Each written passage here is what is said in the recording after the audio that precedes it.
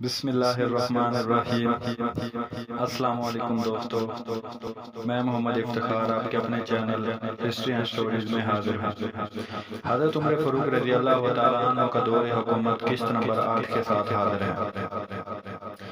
جبلہ آپ کا یہ کلام سن کر بے حد غصہ ہوا اور کہنے لگا، اے عرب کے جوان، کیا تم ان عربوں کے سردار ہو؟ آپ نے فرمایا نہیں، بلکہ ان کا اسلامی بھائی ہوں اور یہ میرے ایمانی بھائی ہیں۔ جبلہ نے کہا کہ تم محمد بن عبداللہ کے صحابہ میں سے کون سے صحابی ہو، یعنی کیا نام ہے؟ آپ نے فرمایا میں بنی مخزوم کا مشہور سردار خالد بن ولید رسول اللہ کا صحابی ہوں، اور یہ شخص جو میری دائیں طرف کھڑا ہے یہ عبد الرحمن بن ابو بکر ہے، اور میری بائیں طرف یہ یمن کے بزرگ اور بلند کے بلا طے کے فرزند حضرت رافع بن عمیر ہیں۔ میں نے ہر ایک قبیلے سے اس قبیلے کا سب سے زیادہ بہادر اور شجاع آدمی ایک ایک اپنے ساتھ لے لیا ہے، اس لیے تو ہماری قلت کو دیکھ کر ہمیں حقیر مت سمجھ اور اپنے کثرت پر خوش اور نادام مت ہو۔ لڑائی میں تم ہمارے سامنے چڑیوں جیسی وقت رکھتے ہو جو اپنے اپنے آشیانوں اور گھونسلوں میں دبکی ہوئی بیٹھی ہوں۔ شکاری آکر ان پر جال ڈال دے اور سب دو چار کے سوا جو ذرا بڑی بڑی اور تیز ہو جال میں پھنس جائیں۔ واقدی رحمۃ اللہ علیہ کہتے ہیں کہ جبلہ آپ سے یہ سن کر اور زیادہ آگ بگولا ہو گیا اور کہنے لگا، خالد، ابھی جس وقت تمہیں ہمارے نیزوں کے پھل چاروں طرف سے گھیر لیں گے اور تم اور تمہارے ساتھی اسی میدان میں وحشی درندوں کے لقمے بن جاؤ گے اور صبح سے شام تک وہ تمہیں چیرتے پھاڑتے رہیں گے، تو تمہیں خود معلوم ہو جائے گا کہ تمہارا یہ کلام تمہارے ہی لیے بدتر ہو گیا۔ آپ نے فرمایا، ہماری تو یہ عین خوشی ہے، ہمیں ایسی باتوں سے رنج نہیں ہوتا۔ اب تو بیان کر کہ سلیب کے عربی بندوں میں سے تو کون ہے؟ اس نے کہا کہ میں بنی غسان کا سردار اور ہمدان کا بادشاہ جبلہ بن اہم ہوں۔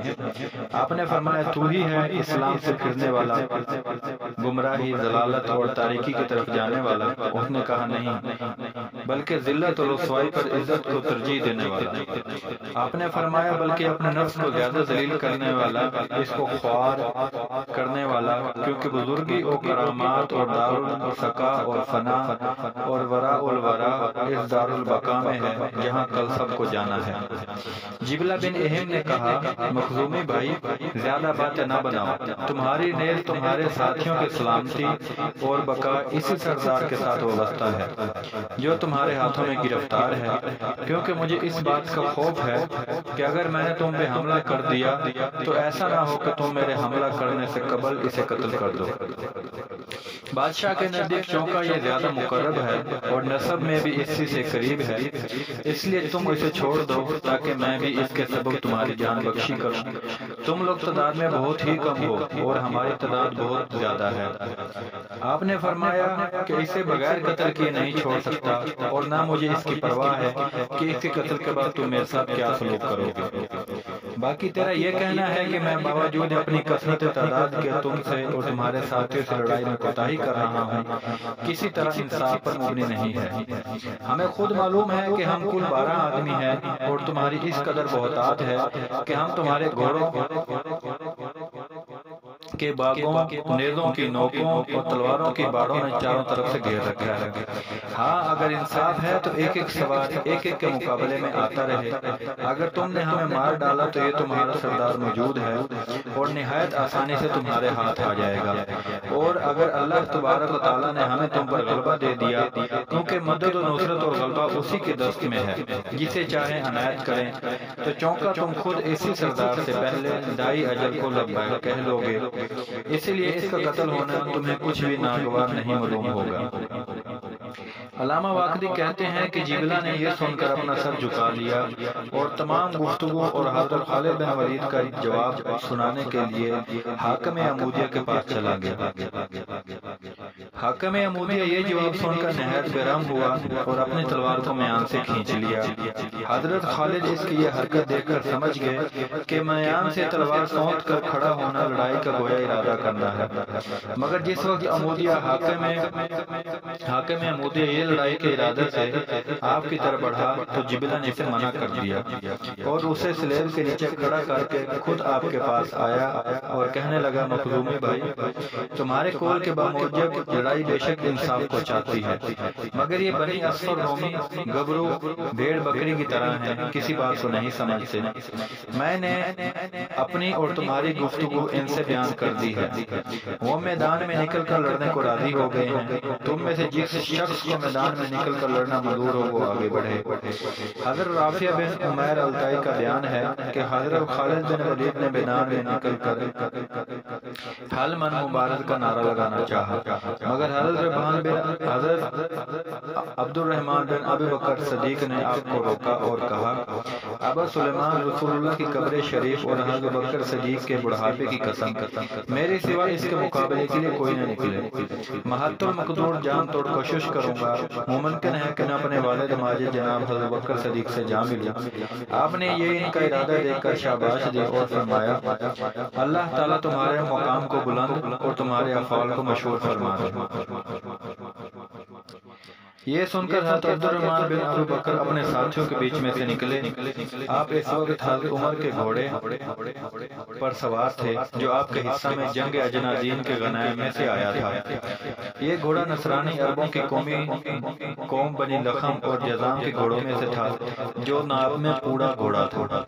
حضرت عبد الرحمن بن ابی بکر صدیق لوہے میں غرق اور دوہری ذرہ پہنے رہے تھے، ہاتھوں میں ایک پورا نیزہ تھا۔ آپ نے گھوڑے کی تیزی کم کرنے کے لیے اول رومی اور نصرانی عربوں کے لشکر کے اندر اپنے گھوڑے کو کعبہ دیا۔ جس وقت اس کی تیزی کم ہوئی تو میدان کاردار میں پہنچ کر حل من مبارک کا نعرہ لگایا اور با آواز بلند، یا بنی اصفر، ذرا سنبھل کے آنا، میں صدیق کا بیٹا ہوں۔ رافع بن عمیر الطائی کہتے ہیں کہ آپ کے مقابلے کے لیے رومی بہادروں کے اندر سے علی الترتیب یک بعد دیگرے 5 سوار نکلے۔ آپ نے محض ایک حملہ کے اندر 5 کو موت کے گھاٹ اتار دیا۔ رومیوں کے جس وقت 5 سوار کام آ گئے تو پھر ان کے مقابلے کے لیے نکلنا موقوف ہوئے۔ آپ نے رومیوں کے قلب لشکر پر حملہ کرنا چاہا، مگر جبلہ بن اہم تیش کھاتا ہوا آگے بڑھا اور آپ کے قریب آ کر کہنے لگا، لونڈے تو بہت زیادہ حد سے بڑھ گیا ہے، لڑائی کی حدود سے تجاوز کرنا چلا جاتا ہے۔ آپ نے فرمایا، بغاوت اور بے وفائی ہماری عادتوں میں داخل نہیں ہے۔ جبلہ بن اہم نے کہا، کیوں نہیں؟ حالانکہ تو نے ہماری لاشوں سے میدان کو بھر دیا۔ میں اس واسطے نہیں آیا کہ تیرے ساتھیوں کو تیری آنت اور مدد سے باز رکھوں، کیونکہ ہمارا کوئی ہمراہی جب تیرے مقابلے کے لیے نکلتا ہے تو تیرے ساتھیوں میں کوئی نہ کوئی تیری مدد کو پہنچ جاتا ہے، اور یہ شریف اور منصف مزاج لوگوں کی عادت سے بہت زیادہ بعید ہے۔ حضرت عبد الرحمن بن ابی بکر صدیق یہ سن کر ہنسے اور فرمایا، ابن اہم کیا مجھے دھوکہ دینا چاہتا ہے؟ حالانکہ میں حضرت نبی کریم کے چچا کے بیٹے حضرت علی کرم اللہ وجہہ کا تعلیم یافتہ اور فنون سپاہ گری میں ان کا شاگرد ہوں۔ میں بہت سی لڑائیوں اور اکثر میدان کاردار میں ان کے ہمراہ رہا ہوں۔ جبلہ نے کہا، میں دھوکہ نہیں دینا چاہتا بلکہ حق بات کہہ رہا ہوں۔ آپ نے فرمایا، اگر تو سچا ہے تو تو خود اور تیرے ساتھ تیرا کوئی اور ساتھی دونوں اکٹھے میرے مقابلے کو نکلو اور دونوں ایک ساتھ مجھ پر حملہ کرو، انشاءاللہ العزیز نہایت دلیری سے دونوں کا مقابلہ کروں گا۔ واقدی رحمۃ اللہ علیہ کہتے ہیں کہ جب جبلہ بن اہم نے دیکھا کہ کسی طرح میرے مکر و فریب میں آنے والے نہیں ہیں تو ان کی جرأت، نیزہ بازی، پھرتی، چالاکی اور پھر اس پر ان کی کم سنی سے بہت زیادہ متعجب ہوا اور بلند آواز سے کہنے لگا، لڑکے، ہو سکتا ہے کہ تو ہماری طرف عقیدت کا ہاتھ بڑھائے اور میں تجھے معمودیہ کے پانی کے اندر غوطہ دوں اور تو وہاں سے اس طرح گناہوں سے پاک ہو کر نکلے جس طرح بچہ اپنی ماں کے پیٹ سے نکلتا ہے، پھر تو سلیب اور انجیل کے گروہ میں داخل ہو کر دین مسیح علیہ السلام میں شامل ہو جائے، بادشاہ کا مقرب بنے اور ان کے انعام و اکرام سے مالا مال ہو جائے، میں اپنی لڑکی کی تجھ سے شادی کر دوں، پھر تو میرے لڑکے کی مانند ہو جائے اور اپنی وراثت تجھے تقسیم کر دوں اور بہت زیادہ انعام الکرام کے تیرے ساتھ کرتا رہوں۔ میں وہ شخص ہوں کہ میری مدح اور تعریف میں تمہارے نبی کے شاعر یہ اشعار کہتے ہیں، میں نے تجھ سے جو کہا ہے اس پہ بہت جلدی کار بند ہو جانا کہ ہلاکی سے بچ کر نجات کی طرف آ جائے اور دوامی عیش و آرام میں بسر ہونے لگے۔ جس وقت آپ نے یہ تمام تقریر سن لی تو فرمایا کہ کم وقت مردود کے بچے، مجھے ہدایت سے ضلالت کی طرف، ایمان سے کفر و جہالت کی طرف کھینچتا ہے۔ میں ان لوگوں میں ہوں جن کے رنگ و ریشہ میں اسلام اور قلب میں ایمان گھرچ کر چکا ہے، جو رشد و ہدایت، گمراہی اور ضلالت میں تمیز کرتے ہیں، ان دونوں کے فرق کو بخوبی جانتے اور پہچانتے ہیں۔ میں اللہ تبارک و تعالیٰ کے نبی حق محمد صلی اللہ علیہ وسلم کی تصدیق کر چکا ہوں۔ جو شخص اللہ جل جلالہ کے ساتھ کفر کرتا ہے میں اس کا پورا دشمن ہوں۔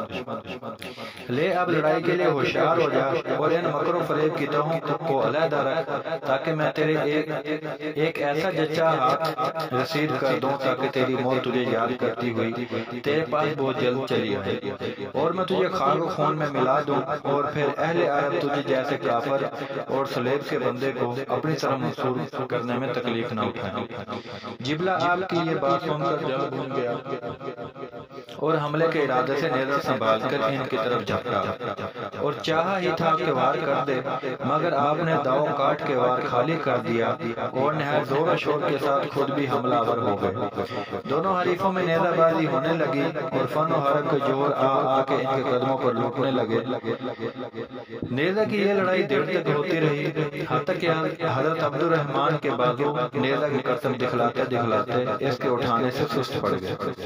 آپ نے اسے ہاتھ سے پھینک دیا اور تلوار سونت کر مقابلے میں ڈٹ گئے۔ دونوں حریفوں میں پھر ایک گھمسان کا رن پڑا۔ آخر آپ نے نہایت پھرتی کے ساتھ بڑھ کے اس کے نیزہ پر اس زور سے تلوار ماری کہ نیزہ کٹ کے دور جا کے پڑا۔ جبلہ نے باقی ماندہ نیزہ ہاتھ سے پھینک کر اپنی تلوار کو میان سے کھینچا، جو قوم عاد باقی ماندہ یادگار قوم کندہ کی تلواروں میں سے ایک تھی، جو چمکتی ہوئی بجلی تھی اور جس پر پڑتی تھی اسے کاٹ کر ہی چھوڑتی تھی۔ اس تلوار کو لے کر اس نے اپنی پوری قوت کے ساتھ آپ پر حملہ کیا۔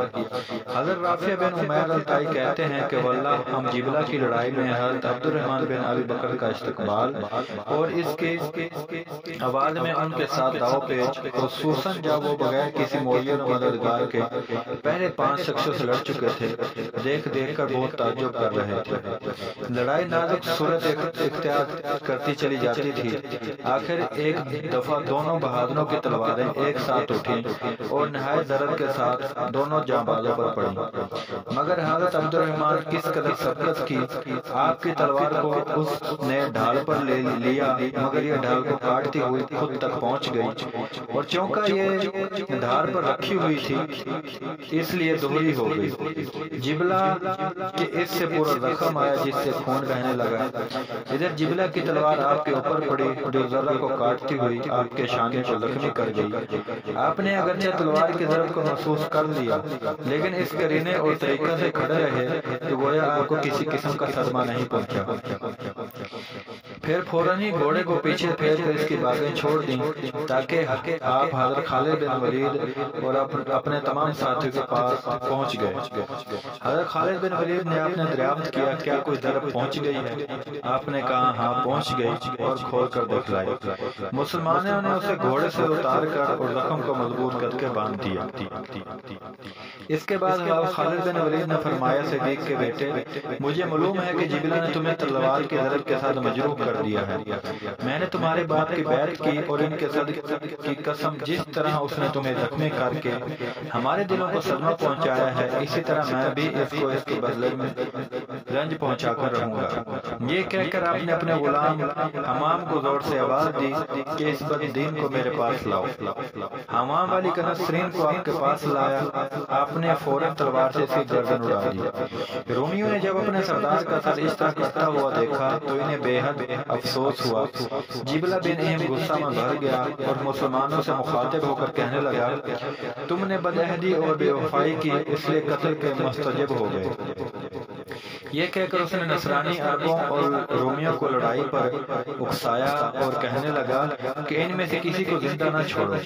رومی سب سے آگے ہوئے، صلیب کو سامنے کیا اور حملے کے لیے تیار ہو گئے۔ حضرت خالد بن ولید یہ دیکھ کر حمام کو آواز دی اور فرمایا، حمام تو حضرت عبد الرحمن بن ابی بکر کی حفاظت کرنا اور جو شخص اس پر حملہ کرے اس کے حملے کو روکتے رہنا۔ اس کے بعد آپ اپنے ساتھیوں کی طرح مخاطب ہوئے اور کہا، تم میں سے کوئی شخص تنہا نکل کر حملہ آور نہ ہو، بلکہ تمام آدمی میرے گرد جمع ہو رہو۔ میں کسی قسم کی جلدی نہیں کرتا، مدد و نصرت باری تعالی جل جلالہ کی طرف سے ہے۔ آپ کے فرمان کے بموجب تمام صحابہ آپ کے گرد جمع ہو گئے۔ ان میں سے ہر شخص زندگی سے مایوس اور نا امید ہو چکا تھا۔ رومیوں اور نصرانی عربوں نے مل کر مسلمانوں پر حملہ کیا۔ مسلمانوں نے بھی نہایت ثابت قدمی سے مقابلے میں ڈٹ گئے اور نہایت زور و شور کے ساتھ لڑائی شروع کر گئے۔ حضرت ربیعہ بن عامر کہتے ہیں کہ اللہ کی قسم، جس وقت رومیوں کا ریلا ہماری طرف آتا تھا اور ان کے سواروں کی کثرت سے ہم پر ہجوم ہو جاتا تھا، تو حضرت خالد بن ولید خود بنفس نفیس اپنی تلوار کی گوڑ سے اسے متفرق کر کے رکھ دیتے۔ اس طرح ہمارے اور ان کے درمیان مارکا ہوتا رہا۔ ہمیں کوئی راستہ جان بچانے کا نظر نہیں آتا تھا، حتیٰ کہ ہمیں پیاس معلوم ہونے لگی اور گرمی اور پسینے کی شدت سے دم نکلنے لگا۔ حضرت رافع بن عمیر الطائی کہتے ہیں کہ میں نے جس وقت اس طرح عرصہ حیات تنگ دیکھا تو حضرت خالد بن ولید سے کہا، ابو سلمان، معلوم ہوتا ہے کہ قضا سر پر منڈلا رہی ہے۔ آپ نے کہا، واللہ یا ابن عمیر، تم بالکل سچ کہتے ہو، کیونکہ میں آج اپنا کلہ مبارک جس کے آڑے وقت میں بڑی برکت ہوا کرتی تھی بھول آیا ہوں۔ ممکن ہے کہ اس امت کی قضا نے ہی اس کو فراموش کرایا ہو۔ واقدی رحمۃ اللہ علیہ کہتے ہیں کہ لڑائی نے نازک صورت اختیار کی، صبر کا دامن ہاتھ سے چھوٹنے لگا، زندگی سے موت قریب دکھلائی دینے لگی، جام شہادت پینے کا وقت نزدیک آ گیا، لڑائی کے شعلے بھڑک بھڑک کر اٹھنے لگے تو تلواریں چمک چمک کر سروں پر پڑنے لگی، سپاہی کٹ کٹ کر گرنے لگے، مشرکین کی لاشوں سے زمین بھر گئی۔ اللہ کے چند جان لیوا کافروں کے نرگے میں اس طرح تھے جیسے ان کے ہاتھ میں قیدی سلیس کے بندے سخت جان توڑ کوشش کر رہے تھے۔ شمشیریں بڑھ بڑھ کر اپنا کام کر رہی تھیں کہ اچانک ایک منادی نے ندا دی اور ایک ہاتف نے پکار کر کہا، بے ڈر ذلیل ہو گیا اور خوف کرنے والا مدد پا گیا۔ اے حاملان قرآن، تمہارا مقصد رحمان کی طرف سے تمہارے پاس آ گیا اور صلیب کے بندوں کے مقابلے میں تمہاری نصرت و آنت کی گئی۔ اس وقت بلیوں اچھل رہے تھے، کلیجے منہ کو آ رہے تھے، تیغ بران چاروں طرف اپنا کام کر رہی تھی، ہر شخص اپنے مقابلے میں استقلال دکھا رہا تھا۔ مسلمان ہر طرف سے گھرے ہوئے تھے اور اگرچہ ان پر پیاس کی شدت تھی مگر ہر ایک نے اپنے اپنے حریف کو کتے کے ٹھیکرے میں پانی پلا رکھا تھا۔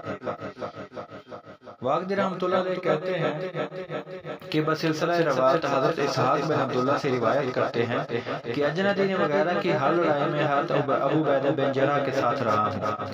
کنسرین اور حلب کے میدانوں میں بھی آپ کے لشکر میں موجود تھا۔ میں نے جہاد میں ہر جگہ مدد و نصرت، غلبہ اور بہتری دیکھی ہے۔ شیرت کے پڑاؤں میں ہم ایک روز پڑے ہوئے تھے، حضرت ابو عبیدہ بن جراح اپنے خیمے میں رونق افروز تھے۔